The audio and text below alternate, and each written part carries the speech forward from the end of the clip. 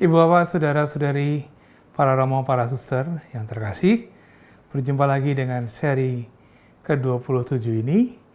Kita memasuki pengantar umum tentang surat-surat Paulus. Bapak Kardinal akan memberikan panorama dan konteks luas tentang surat-surat Paulus berdasarkan 3 perjalanan Rasul Paulus. Selamat menyimak, selamat mendengarkan, selamat berdoa.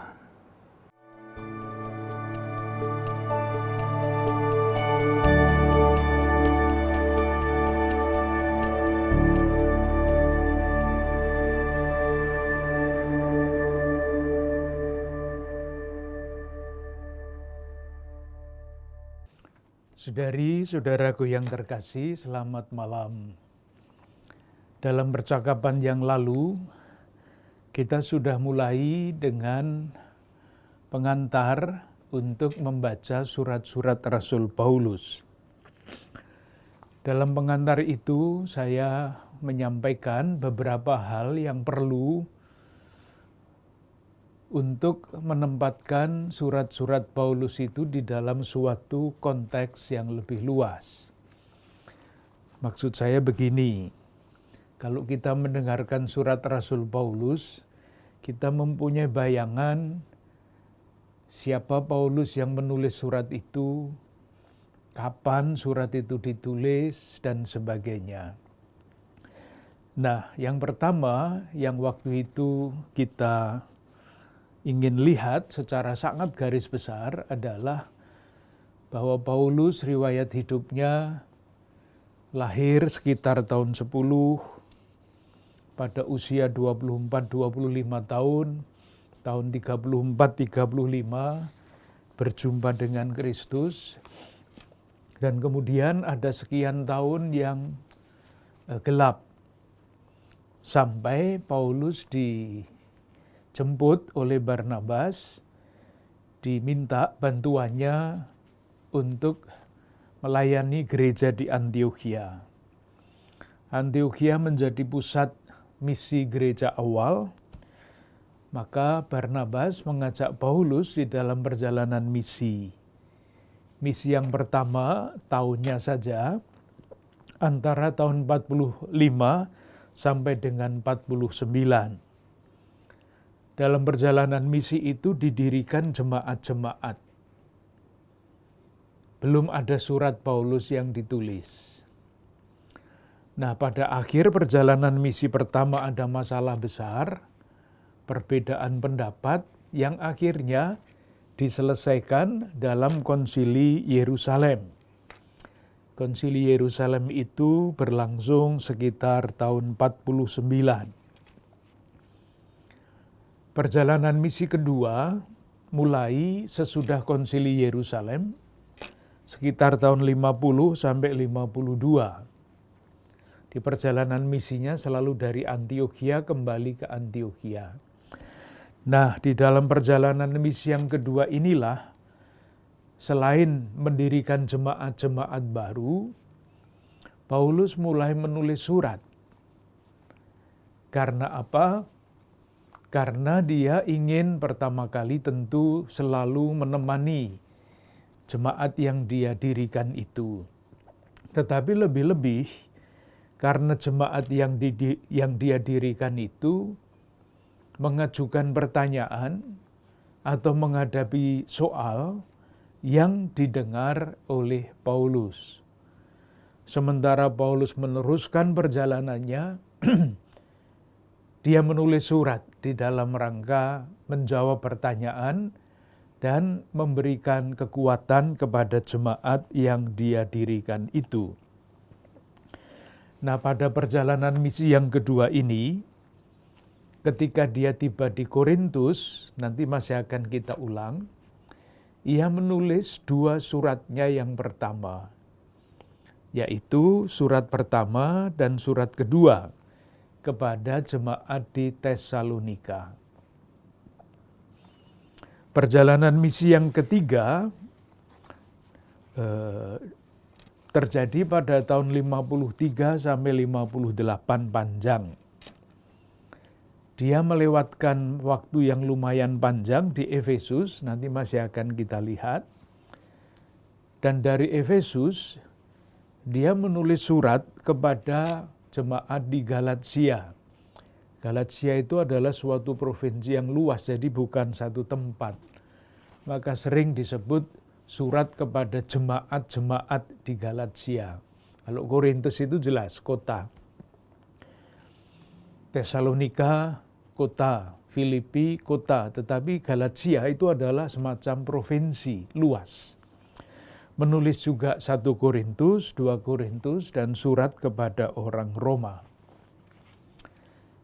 Perjalanan misi yang ketiga, tahun 53 sampai 58. Nah, perjalanan misi yang ketiga ini berakhir di Yerusalem, dan Paulus ditangkap di Yerusalem. Singkat kata, dia dipenjara di Kaisaria, itu berlangsung 2 tahun, 58 sampai 60, dan sebagai tawanan dia dibawa ke Roma. Pada tahun 61 sampai 62, tetap sebagai tawanan dia berada di Roma. Nah, ketika dia menjadi tawanan atau di penjara itu, dia menulis surat kepada orang Kolose, Efese, Filipi, dan Filemon. Maka surat-surat ini disebut surat-surat dari penjara, karena ditulis oleh Paulus ketika dia di penjara. Nah, akhir hidup Paulus tidak begitu terang benderang. Ada yang mengatakan bahwa sesudah di Roma tahun 62 dia masih bepergian entah ke Spanyol, entah kembali ke Asia. Dan pada masa-masa itu dia menulis surat, 2 surat kepada Timotius dan 1 surat kepada Titus.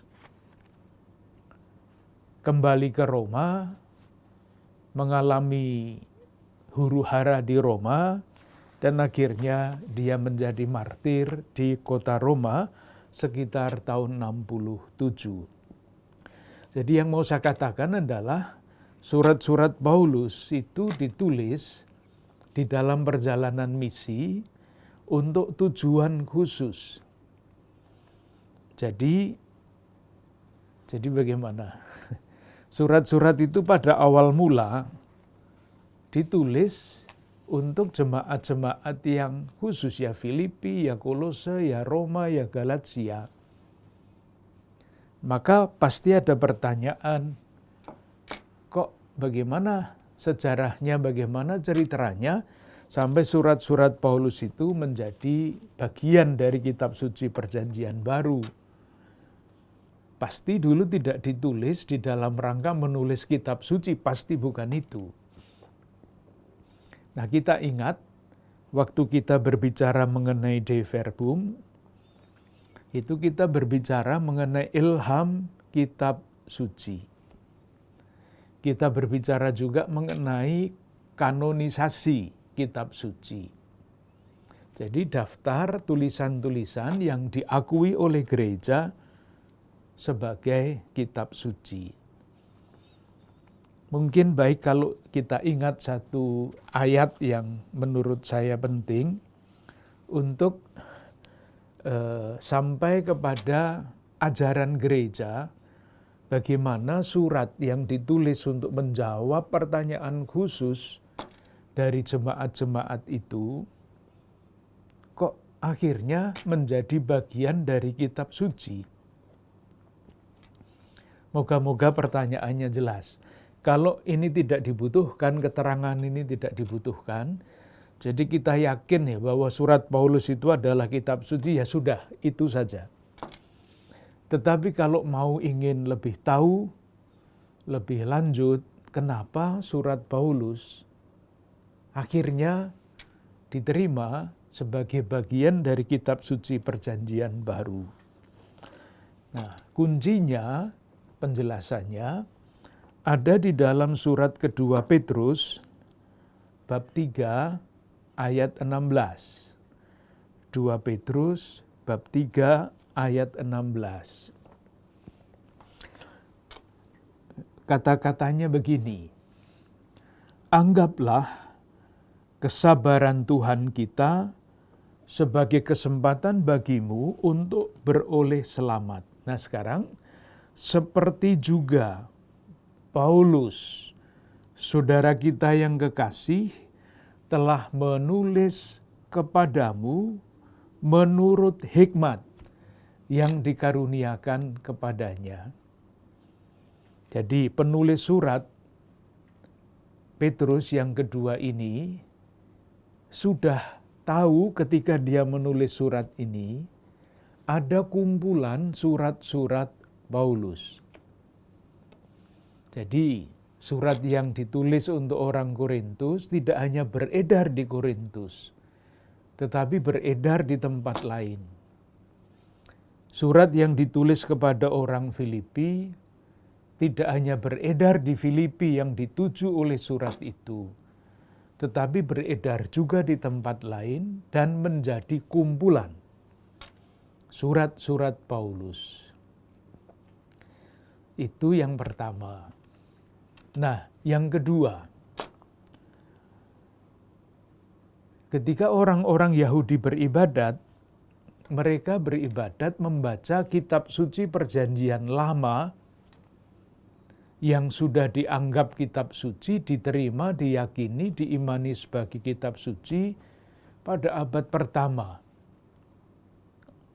Paling lambat abad kedua lah, tetapi sekolah Yamnia yang dulu pernah kita sebut, itu sudah menentukan ini Taurat Musa dan sebagainya yang dibacakan di dalam ibadat Yahudi.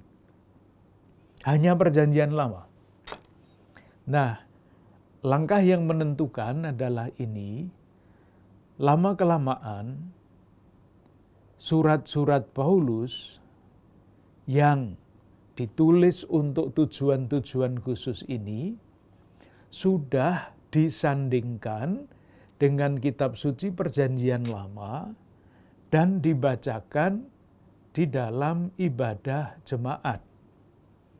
Jadi semula hanya Perjanjian Lama, tetapi lama-kelamaan di lingkungan orang-orang Yahudi Kristen, di lingkungan murid-murid Yesus, kalau mereka beribadah, surat Paulus juga dibacakan. Sudah mulai disejajarkan peranannya dengan kitab suci Perjanjian Lama.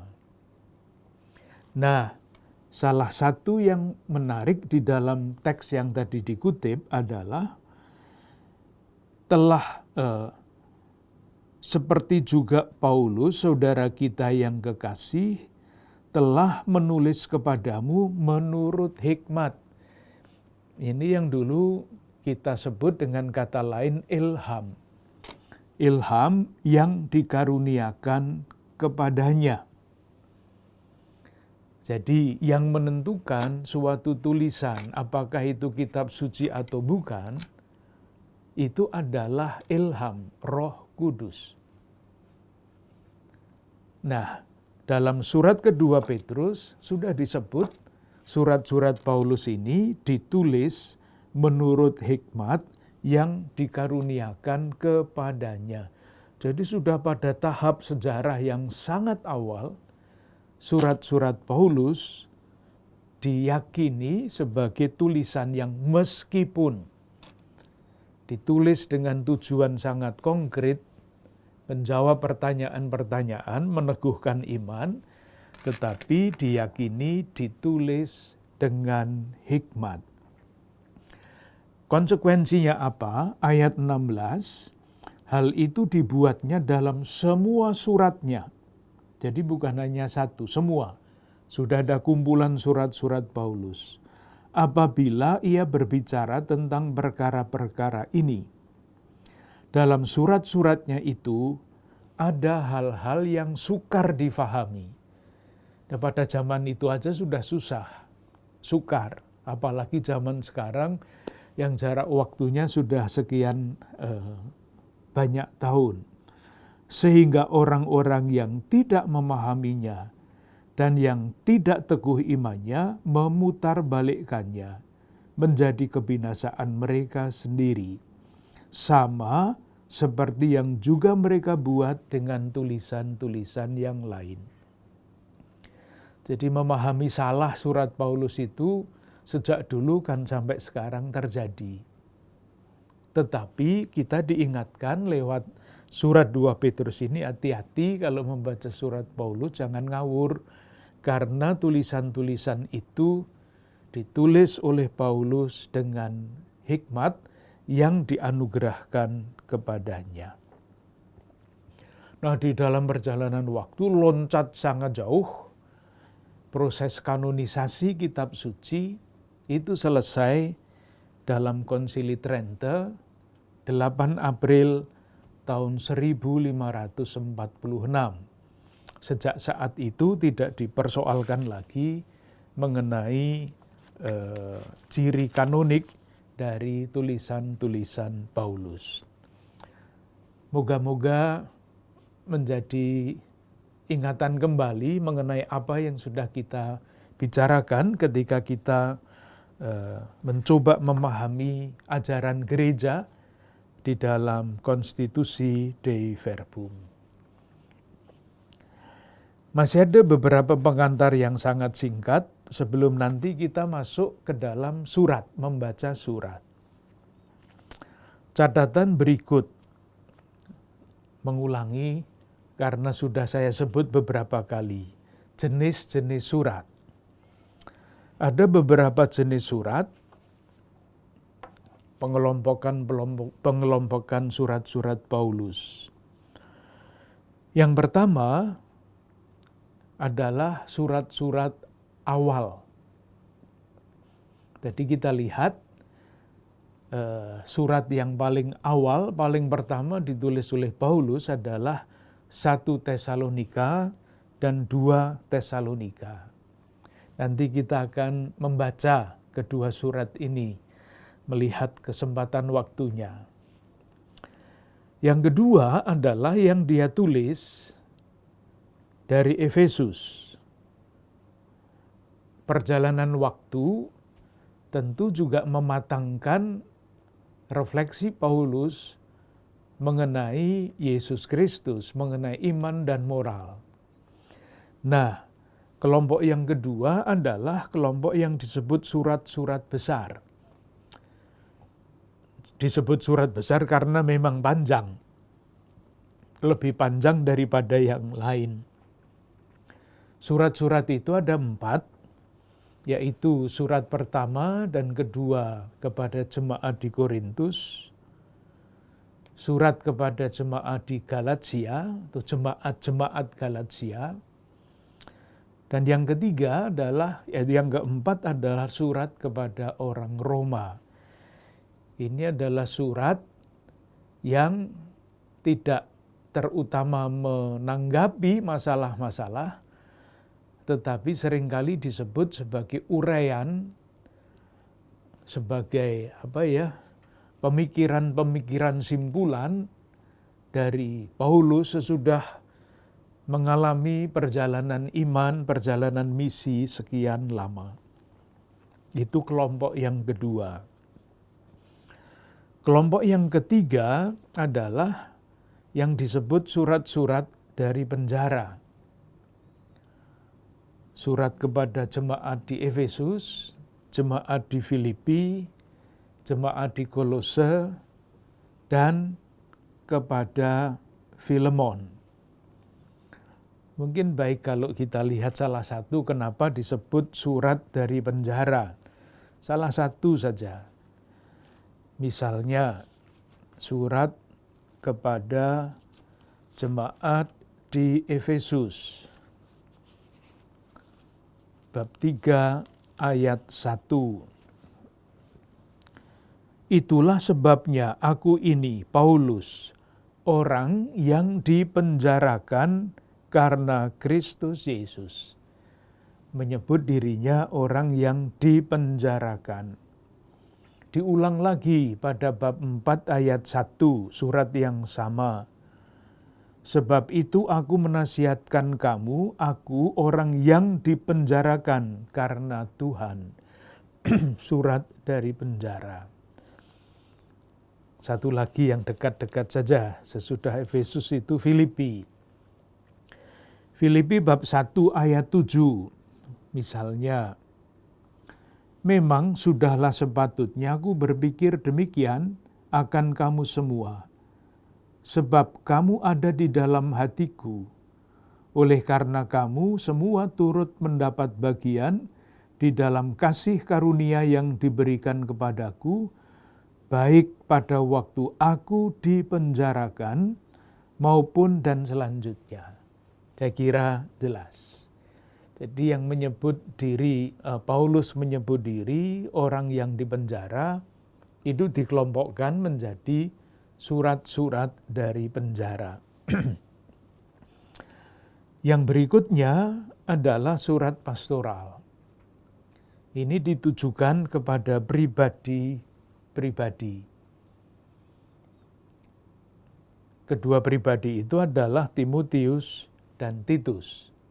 Orang-orang yang membantu dia di dalam perjalanan misi, di dalam penggembalaan dan pemeliharaan iman jemaat. Itu jenis-jenis surat. Yang terakhir sebagai pengantar adalah susunan surat.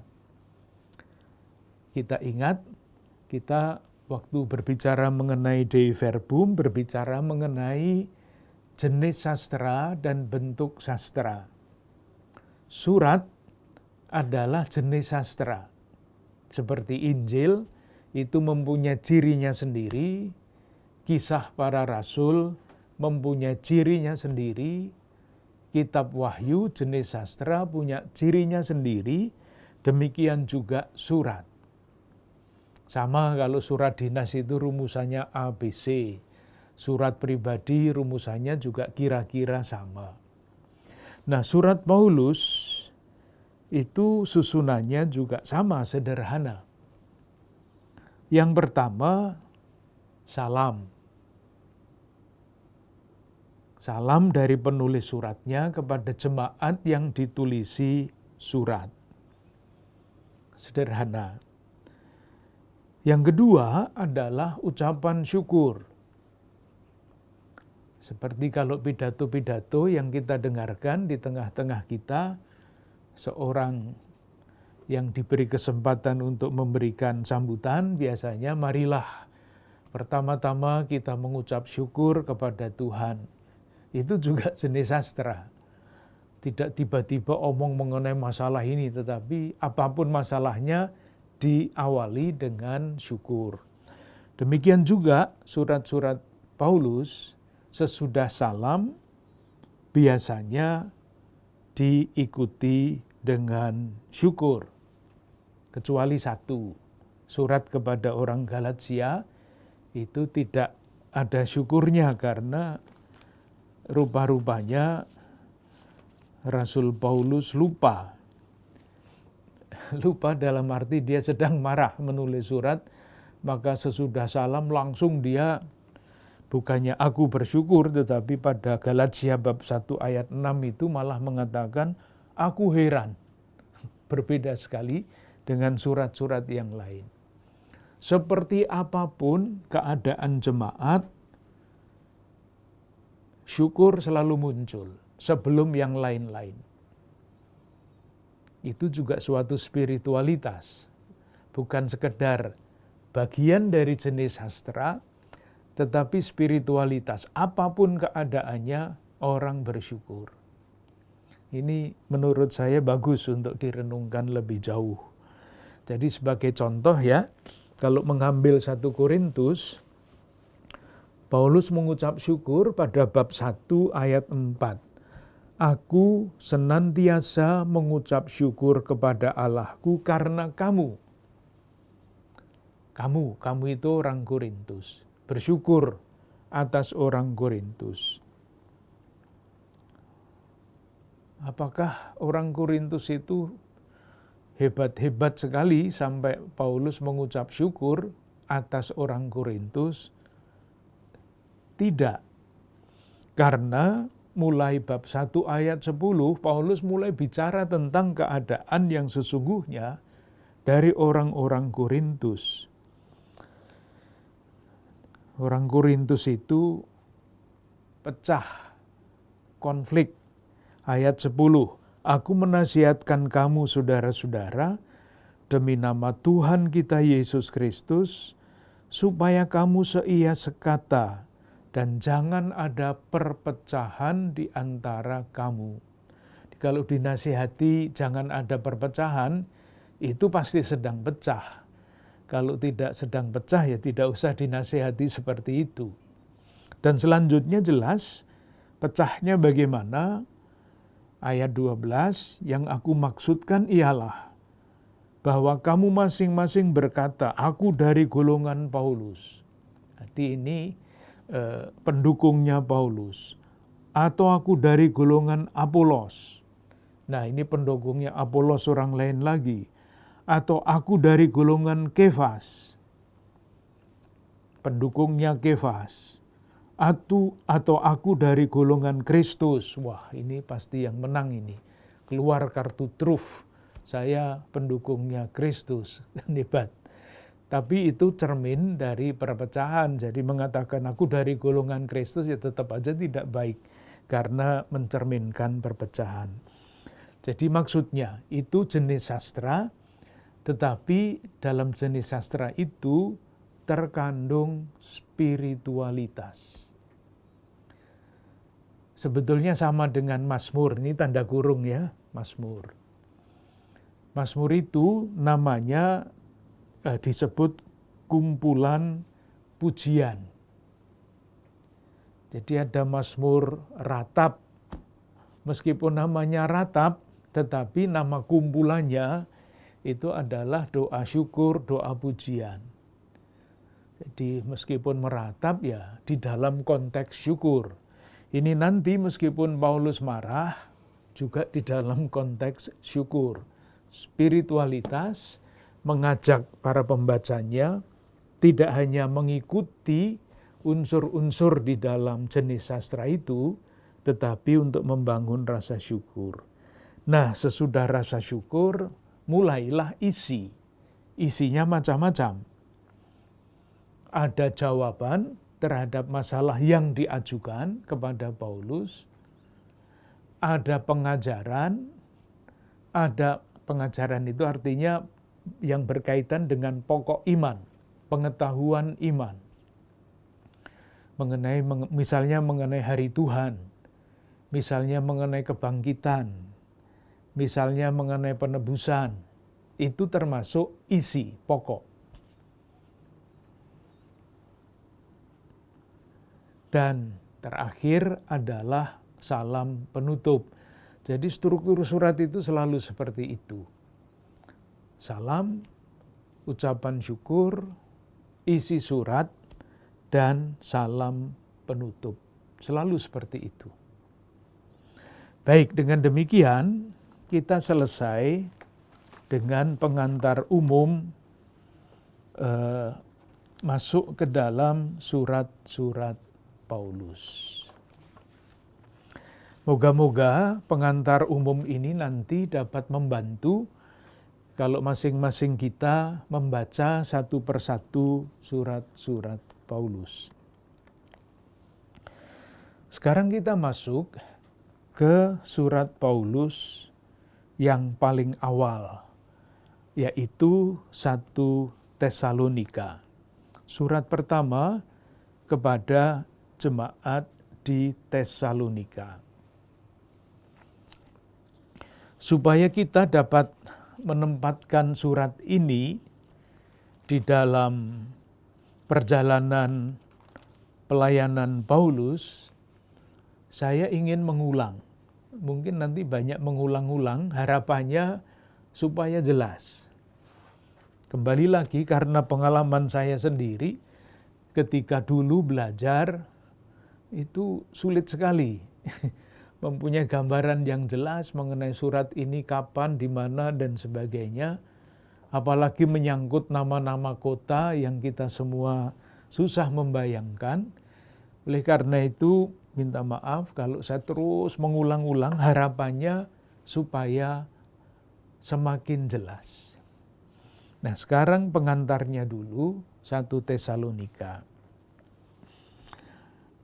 Kapan Paulus ada di Tesalonika, di mana diceritakan, lalu dari mana dia menulis surat itu? Silahkan melihat Kisah Para Rasul bab 17 ayat 1 sampai 10. Jadi nanti silahkan membaca sendiri bagian itu. Nah, ini adalah bagian kisah perjalanan misi Paulus yang kedua. Bukan yang pertama. Yang pertama sudah selesai pada bab 14. Perjalanan misi kedua mulai bab 15, berakhir pada bab 18 ayat 22. Nah, ini adalah salah satu potongan periode perjalanan misi yang kedua. Nah, pada ayat 1, bab 17 ayat 1, diceritakan Paulus tiba di Tesalonika. Paulus dan Silas, ini nama lain dari Silvanus.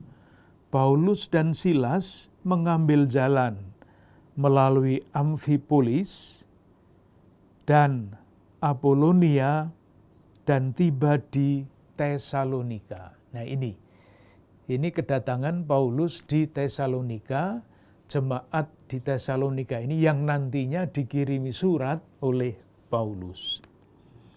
Itu sekitar tahun 50. Kembali lagi untuk sekedar memberikan gambaran, ini surat tidak ditulis di awang-awang, tetapi ada sejarahnya. Apa yang dilakukan Paulus di Tesalonika? Ayat 2. Seperti biasa, Paulus masuk ke rumah ibadat itu. 3 hari Sabat berturut-turut, ia membicarakan dengan mereka bagian-bagian dari kitab suci. Nah, bagian-bagian dari kitab suci ini pasti perjanjian lama, bukan perjanjian baru, belum ada. Terus, Paulus berhasil karena sampai 3 kali itu kan hebat ya. 3 hari Sabat berturut-turut. Ia menerangkan kepada mereka, menunjukkan bahwa Mesias harus menderita dan bangkit dari antara orang mati. Dan dengan argumentasi perjanjian lama, Paulus menunjukkan bahwa Yesus inilah Mesias yang diharapkan, yang dinubuatkan oleh para nabi. Nah, ceritanya menjadi seperti biasanya ketika Paulus berhasil, ayat 5. Tetapi orang-orang Yahudi menjadi iri hati. Jadi bukannya bersyukur, tetapi iri hati, biasa. Melihat orang menarik, berhasil, iri hati. Lalu terjadilah kerusuhan. Ayat 5 sampai 8. Nah, ketika terjadi kerusuhan di Tesalonika, Paulus tidak bisa lebih lama lagi tinggal di Tesalonika. Pada ayat 10 dikatakan, pada malam itu juga segera saudara-saudara di situ menyuruh Paulus dan Silas berangkat ke Berea. Nah, kalau nanti mau melihat di bagian halaman terakhir dari kitab suci ini, ada peta sederhana, peta hitam putih sangat sederhana mengenai perjalanan misi Paulus. Nanti silahkan lihat, menemukan di mana Berea itu, di mana tadi disebut Amfipolis dan sebagainya. Kalau tidak ada di peta ini, harus dicari peta yang lebih besar. Tetapi yang penting-penting saja nanti ditunjukkan. Yang kecil-kecil mungkin bisa dilupakan. Nah, Paulus akhirnya berangkat meninggalkan Tesalonika. Kemana dia? Dia berangkat ke Athena. Ayat 15, orang-orang yang mengiringi Paulus menemaninya sampai di Athena.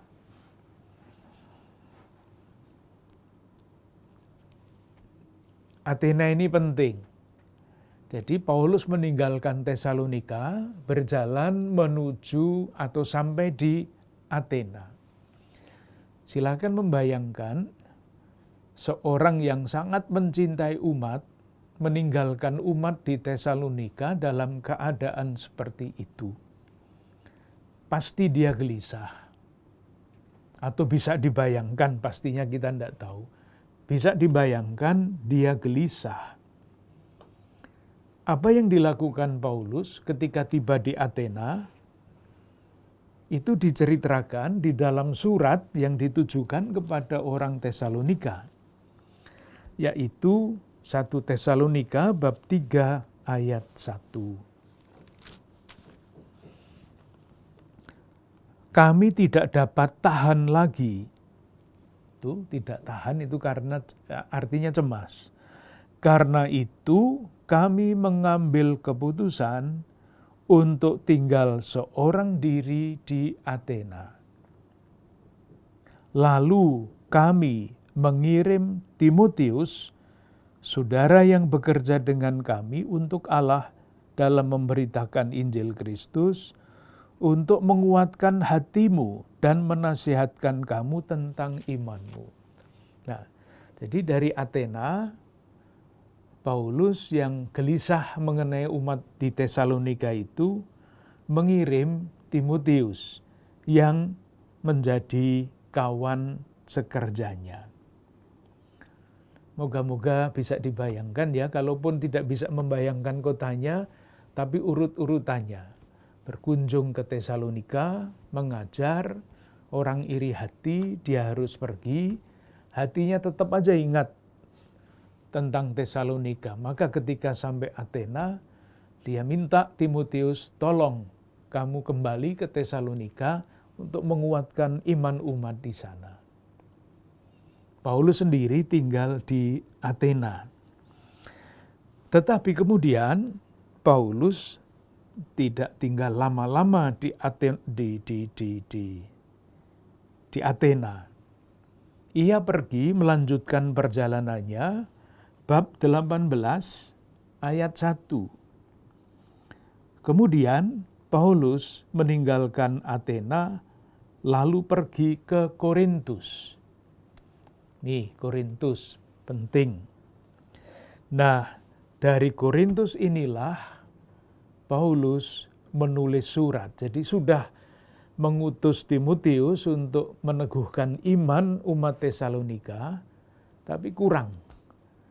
Maka dia menulis surat kepada orang Tesalonika yang pertama dari Korintus. Paulus tinggal lumayan lama di Korintus, bab 18 ayat 11. Maka tinggallah Paulus di situ selama 1 tahun 6 bulan, dan ia mengajarkan firman Allah di tengah-tengah mereka. Itu pengantarnya, jadi saya harap kita dapat menempatkan di mana dalam rangka apa 1 Tesalonika itu ditulis oleh Paulus, di dalam perjalanan rangkaian peristiwa apa. Kalau itu dirasa-rasakan, lalu membaca surat kepada orang Tesalonika tidak kering. Dia bisa membayangkan Paulus dalam perjalanan zaman itu susah-susah mewartakan firman, mewartakan Injil, ditolak dan sebagainya. Dan bukan perjalanan lewat jalan tol tentu saja, lewat laut, lewat darat. Dan bisa dibayangkan menjadi sangat hidup surat kepada orang Tesalonika.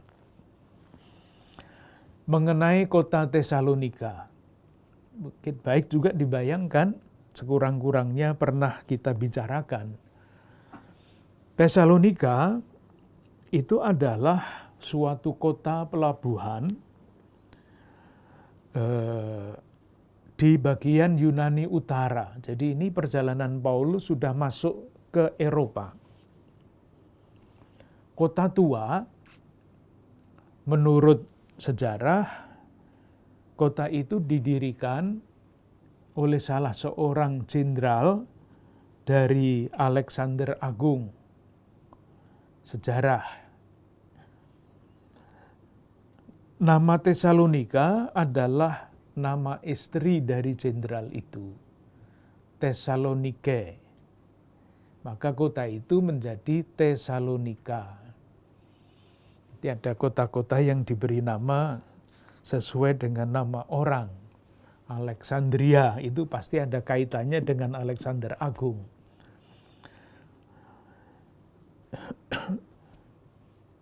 Pusat perdagangan, tetapi juga pusat ibadat dewa-dewi Yunani dan Mesir. Inilah yang nanti akan disebut sebagai penyembahan berhala. Kalau membaca 1 Tesalonika bab 1 ayat 9. Sebab mereka sendiri bercerita tentang kami, bagaimana kamu sambut, dan bagaimana kamu berbalik dari berhala-berhala. Jadi di Tesalonika ada tempat-tempat penyembahan berhala itu. Dan tentu ada koloni Yahudi di tempat itu. Jadi silahkan membayangkan kota besar, kota pelabuhan, pusat perdagangan, segala macam hal ada di situ, antara lain penyembahan berhala. Itu ya, secara singkat seperti itu. Nah, sekarang kita masuk di dalam isi dari surat itu. Paulus ini menulis surat dengan maksud tertentu. Apa maksudnya? Seperti tadi sudah kita lihat, pertama-tama adalah salam. Itu bab 1 ayat 1, bab 1 ayat 1. Salam, sudah. Salam dari Paulus, Silvanus, dan Timotius kepada jemaat orang-orang Tesalonika yang di dalam Allah Bapa dan di dalam Tuhan Yesus Kristus, kasih karunia dan damai sejahtera menyertai kamu. Ini salam yang sekarang dipakai, dikumpulkan di dalam tata perayaan Ekaristi. Damai sejahtera, kasih karunia Tuhan kita Yesus Kristus besertamu. Itu kutipan-kutipan dari salam yang ada di dalam surat-surat Rasul Paulus. Nah, maksudnya apa? Maksud pertama adalah bersyukur. Rasul Paulus ingin bersyukur kepada Tuhan karena iman umat Tesalonika ini sangat hebat. Saya tunjukkan syukurnya ada di mana. Ini adalah ucapan syukur yang berkepanjangan. Nanti 2 Tesalonika sama. Bab 1 ayat 2. Kami selalu mengucap syukur kepada Allah karena kamu semua, dan menyebut kamu di dalam doa-doa kami. Syukurnya karena apa? Ayat 3, sebab kami selalu mengingat pekerjaan imanmu. Jadi bersyukur sebab. Nah, sebabnya banyak sekali. Disambung dengan ucapan syukur lagi. Bab 2 ayat 13. Dan karena itulah kami tidak putus-putusnya mengucap syukur juga kepada Allah, sebab kamu telah menerima firman Allah. Jadi syukur pertama alasannya panjang. Syukur kedua mulai lagi sebabnya apa bersyukur. Dilanjutkan dengan lanjutannya bab 3 ayat 9. Sebab ucapan syukur apakah yang dapat kami persembahkan kepada Allah atas segala sukacita yang kami peroleh karena kamu di hadapan Allah kita.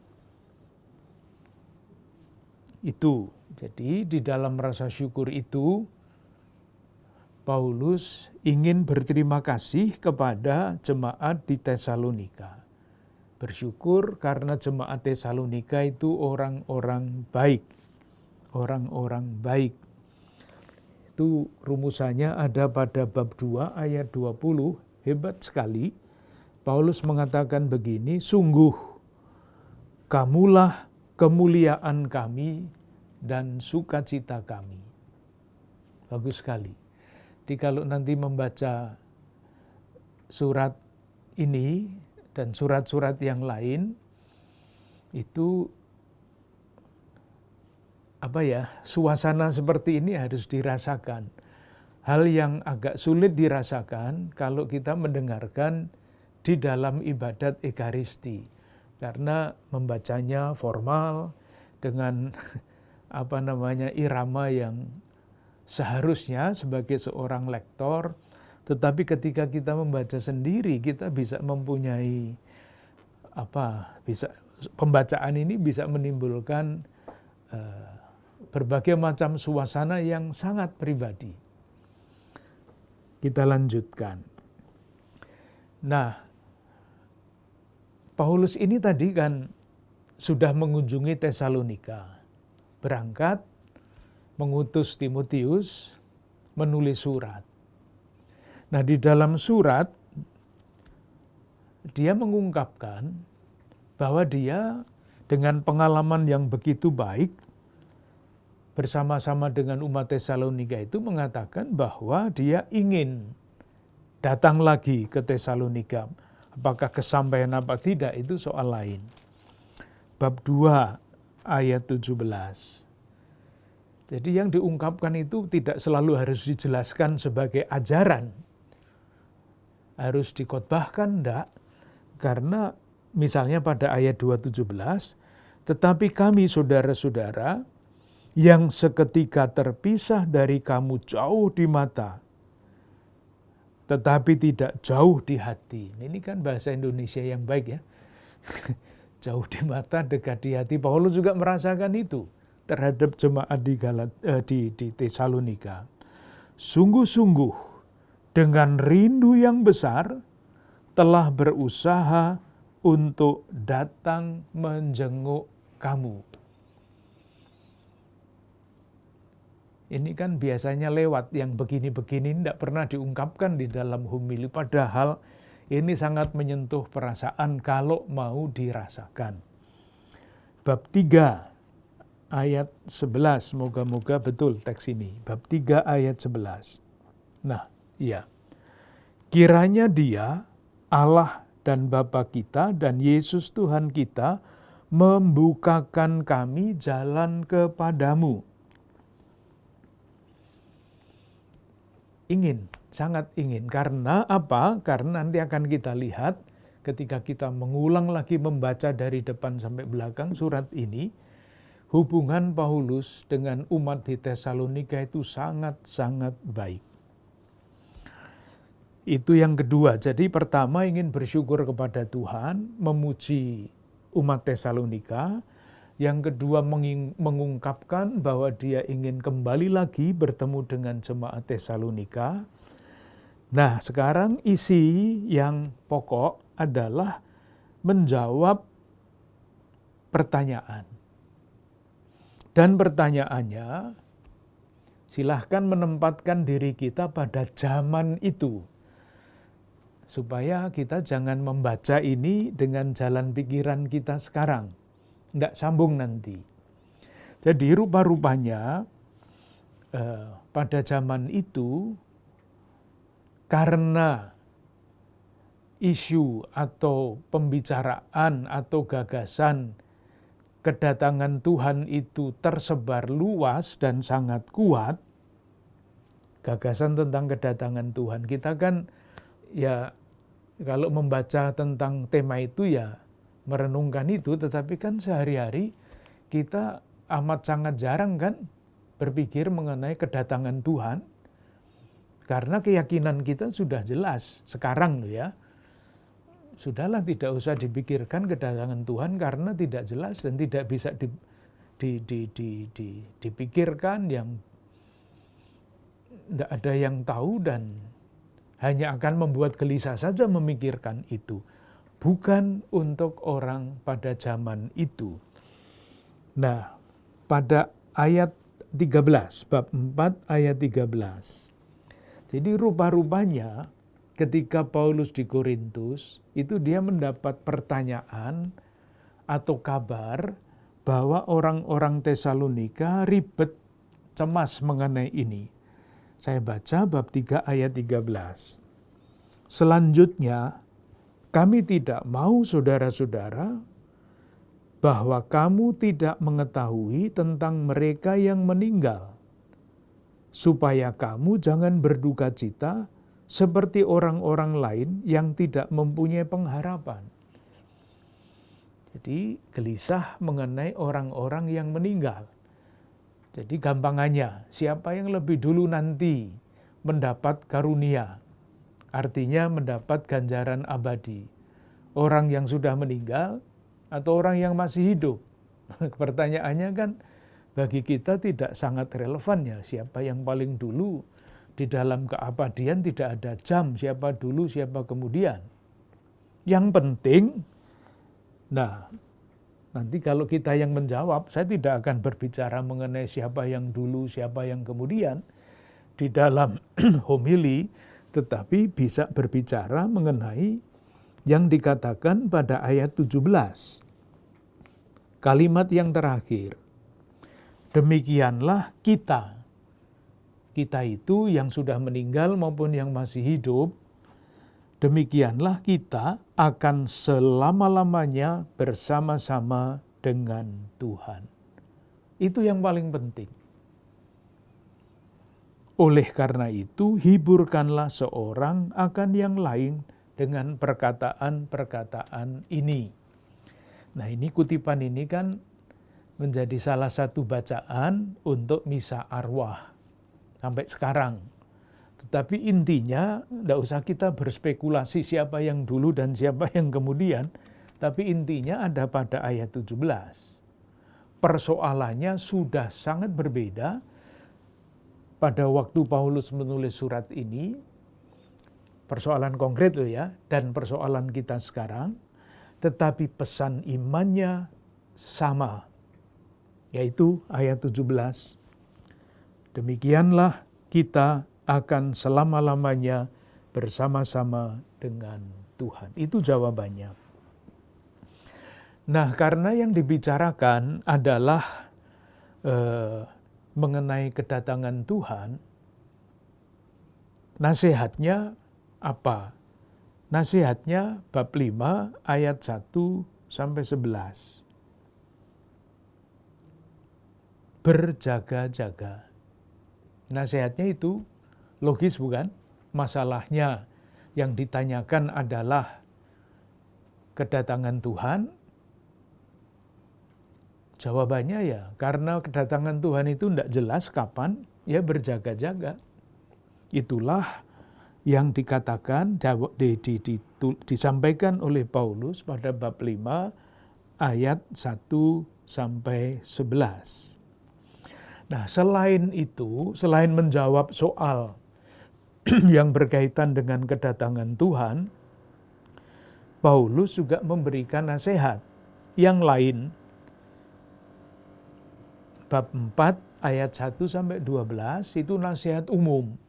Jadi tidak menjawab masalah tentang kedatangan Tuhan, tetapi nasihat umum. Nasihatnya adalah supaya umat Tesalonika hidup kudus. Itu maksud penulisan Paulus. Jadi mengucap syukur, memuji orang-orang Tesalonika, mengabarkan bahwa ingin datang lagi, menjawab pertanyaan, memberikan tanggapan kalau masalahnya begini ya berjaga-jaga, dan memberikan nasihat umum supaya hidup kudus. Dengan demikian, di dalam surat pendek ini, kita melihat betapa surat ini sungguh diwarnai dengan ucapan syukur. Karena iman orang-orang Tesalonika yang hebat. Nanti masih akan kita lihat lagi pada langkah berikutnya kalau kita melihat susunannya. Dan alasan yang kedua yang bisa dibayangkan adalah Paulus meskipun akhirnya diusir dari Tesalonika, hubungannya dengan orang Tesalonika itu sangat-sangat baik, sangat-sangat bersahabat. Di seorang misionaris, silahkan membayangkan ya, seorang pewarta Injil yang mengingat pengalaman baik ketika dia datang ke suatu tempat, diterima dan berjalan bersama-sama, itu sangat meneguhkan. Dari mana itu disimpulkan? Apakah kita bisa menunjuk apa buktinya bahwa Paulus itu sangat merasa nyaman di Tesalonika? Ada frase yang diulang-ulang terus oleh Paulus di dalam surat ini. Kecuali yang tadi saya katakan, bersyukur. Silakan melihat bab 1 ayat 5. Sebab Injil yang kami beritakan bukan disampaikan kepada kamu dan selanjutnya, tetapi juga dengan kekuatan oleh Roh Kudus dan dengan suatu kepastian yang kokoh. Nah sekarang, memang kamu tahu bagaimana kami bekerja di antara kamu. Silahkan merasa-rasakan kalimat ini, kamu tahu bagaimana kami bekerja di antara kamu. Orang Tesalonika paham apa yang dilakukan Paulus di sana. Bab 2 ayat 1. Kamu sendiri pun memang tahu, diulang lagi. Kamu tahu bahwa kedatangan kami di antaramu tidaklah sia-sia. Tetapi sungguh pun kami sebelumnya seperti kamu tahu. Kembali lagi, kamu tahu. Bab 2 ayat 11.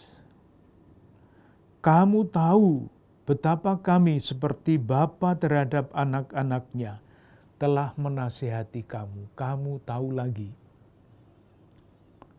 Bab 3 ayat 3 dan 4. Supaya jangan ada orang-orang yang goyang imannya karena kesusahan-kesusahan ini. Kamu sendiri tahu. Ayat 4. Sebab juga waktu kami bersama-sama dengan kamu, telah kami katakan kepada kamu. Dan hal itu seperti kamu tahu telah terjadi. Saya kira tidak salah kalau kita menyimpulkan dari kata-kata yang diulang-ulang, kamu tahu kan? Kata-kata itu mengungkapkan ingatan akan masa lampau. Silakan ingat, surat ini ditulis di Korintus untuk orang Tesalonika, jauh mengenai masa lampau, kamu tahu. Masih ada satu kata lagi yang muncul, bab 2 ayat 9. Sebab kamu masih ingat, saudara-saudara, akan usaha dan jerih lelah kami. Masih ingat, karena memang belum lama. Dan sekali lagi, hubungan yang sangat dekat itu secara emosional, secara sangat indah diucapkan oleh Paulus, diungkapkan oleh Paulus di dalam 1 Tesalonika bab 2 ayat 20. Sungguh kamulah kemuliaan kami dan sukacita kami. Itu kira-kira. Jadi kalau ditanya Bapak Paulus, mengapa Anda menulis surat kepada orang Tesalonika? Jawabannya kira-kira akan seperti itu.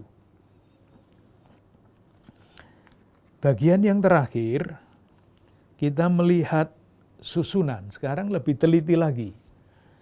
Moga-moga sekali lagi dengan cara seperti ini, nanti kita semakin menikmati membaca surat Paulus. Ini masih gampang.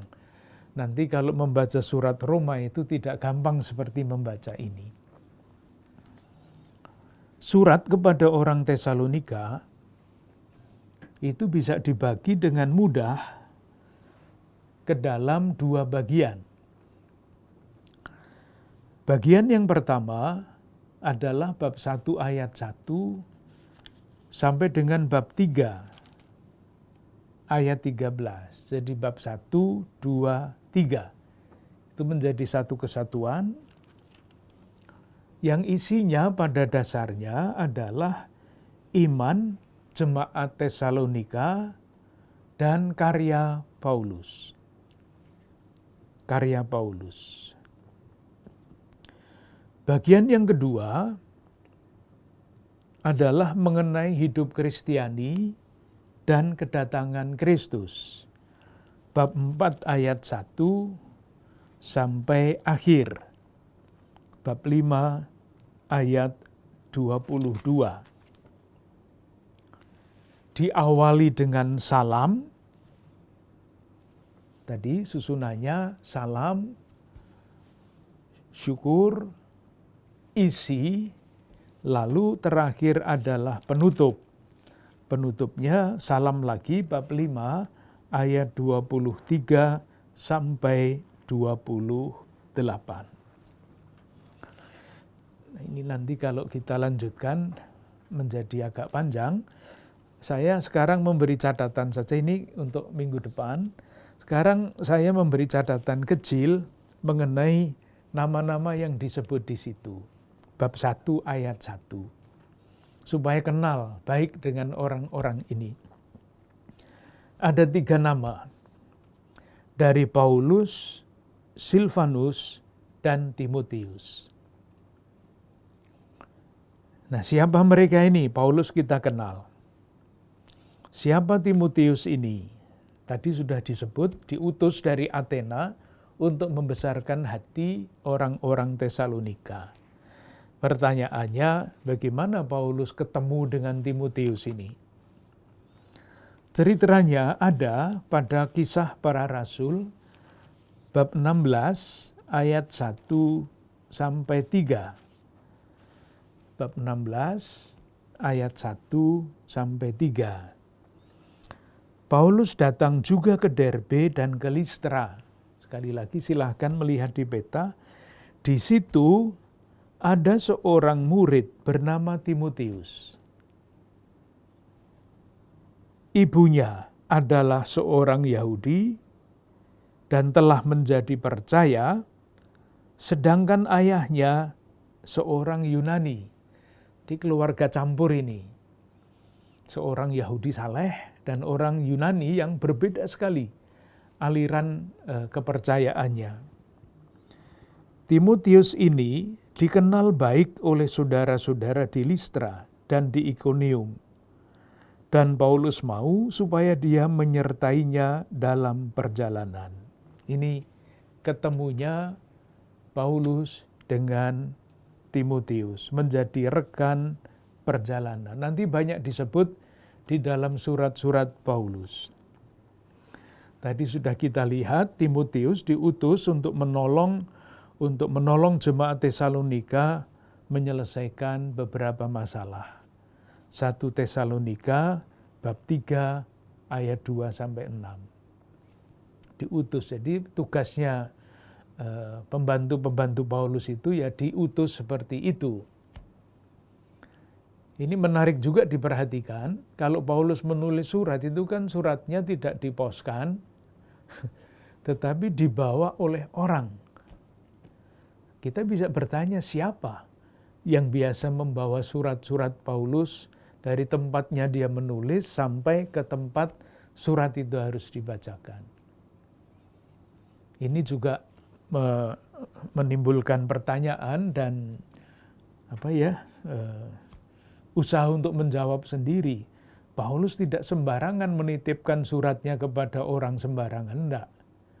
Orang-orang yang dititipi surat, diminta mengirim surat itu adalah orang-orang yang kenal baik dengan Paulus.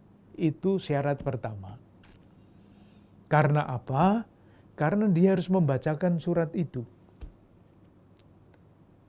Sehingga karena dia kenal baik Paulus, pribadinya, pikirannya, nanti kalau jemaat yang ditulisi surat itu bertanya, Pak, itu maksudnya apa? Paulus menulis begini. Nah, dia bisa menjawab.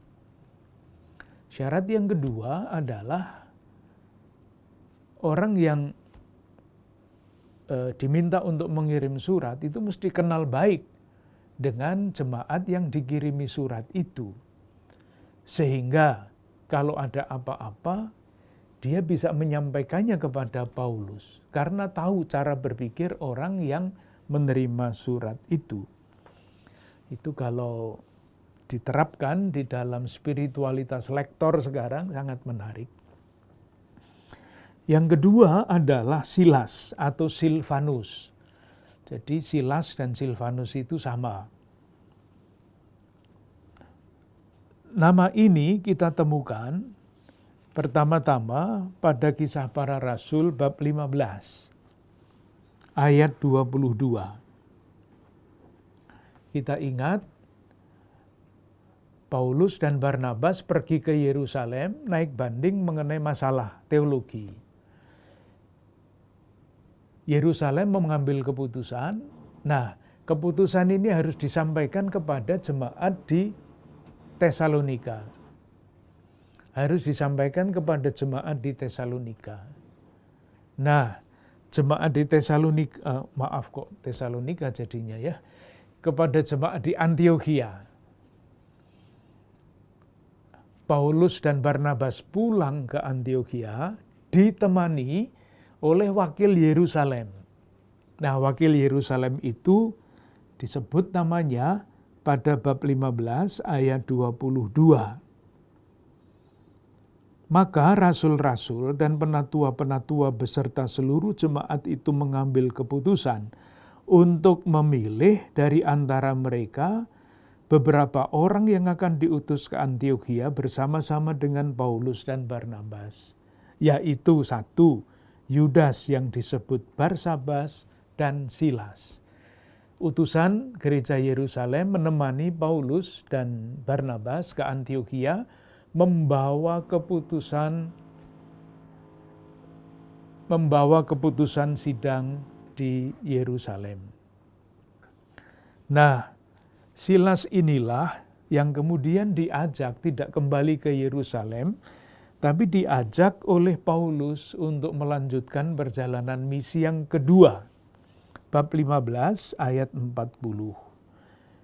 Ketika Barnabas dan Markus kembali ke Siprus, dikatakan tetapi Paulus memilih Silas yang sesudah diserahkan oleh saudara-saudara itu kepada kasih karunia Tuhan, berangkatlah ia mengelilingi Syria dan Kilikia sambil meneguhkan jemaat-jemaat di situ.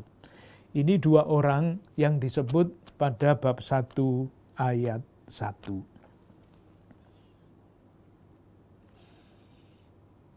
Selamat malam. Nanti minggu depan kita lihat lagi secara lebih detail surat 1 Tesalonika ini.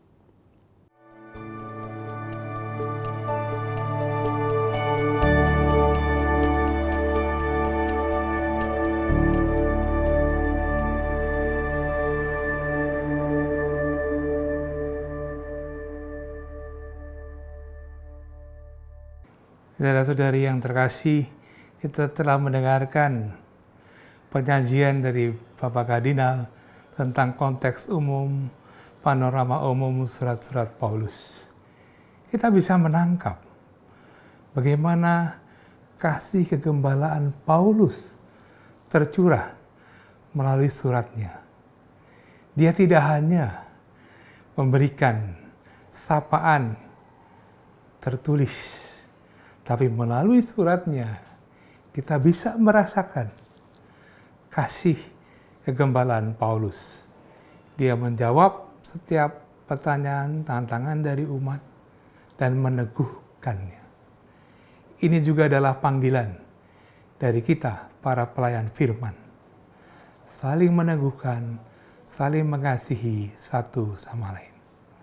Sampai jumpa dalam seri berikutnya di Api Karunia Tuhan. Tetap Senin malam jam 8. Terima kasih. Selamat istirahat, selamat malam. Tuhan memberkati.